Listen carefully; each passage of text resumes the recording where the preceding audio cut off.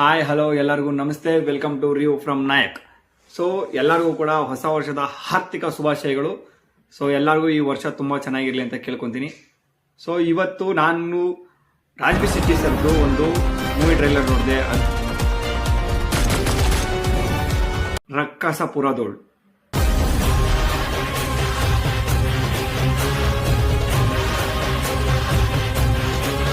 ತುಂಬ ಚೆನ್ನಾಗಿದೆ ಟ್ರೈಲರ್ ಮಾತ್ರ.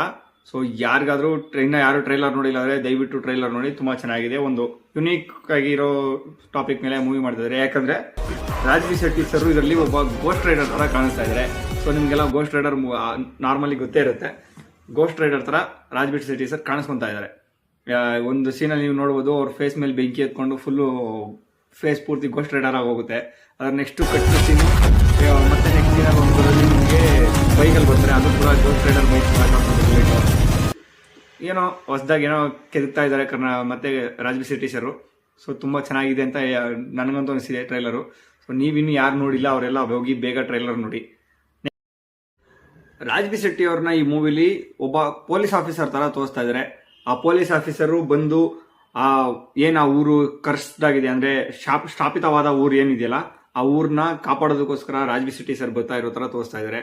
ಸೊ ರಾಜ್ಬಿ ಶೆಟ್ಟಿ ಸರ್ ಹತ್ರ ಸ್ವಲ್ಪ ಸ್ಪೆಷಲ್ ಪವರ್ಸ್ ಇರೋ ಥರ ಕೂಡ ತೋರಿಸ್ತಾ ಇದ್ದಾರೆ. ಸೊ ಏನು ಎತ್ತ ಅಂತ ಹೇಳ್ಬಿಟ್ಟು ಮೂವಿ ನೋಡ್ಬಿಟ್ಟೆ ತಿಳ್ಕೊಬೇಕು. ಯಾಕಂದರೆ ಟ್ರೈಲರಿಂದ ಯಾವುದೇ ಕಾರಣಕ್ಕೂ ಮೂವಿ ಬಗ್ಗೆ ಏನು ಕ್ಲೂ ಸಿಗಲಿಲ್ಲ. ಹುಡುಕಿದ್ರೆ ಸಿಗುತ್ತೆ, ಬಟ್ ನಾವು ಜಾಸ್ತಿ ತಲೆಗೆ ಹಾಕೊಳ್ಳೋದಂಗೆ ಮೂವಿ ನೋಡ್ಬಿಟ್ಟೆ ನಾವು ಸ್ಟೋರಿನ ಅಂತ ಅರ್ಥ ಮಾಡ್ಕೊಳ್ಳೋಣ.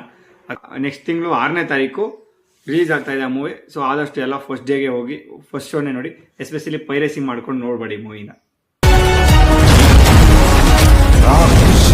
ಬಂದ